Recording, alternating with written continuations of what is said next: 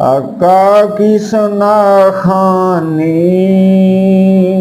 दरअसल इबादत है।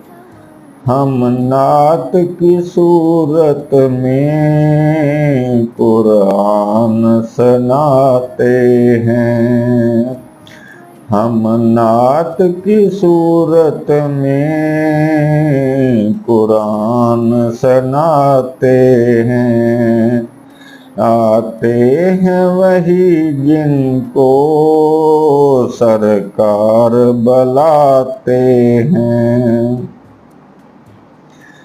जिनका बरी दुनिया में कोई भी नहीं वाली।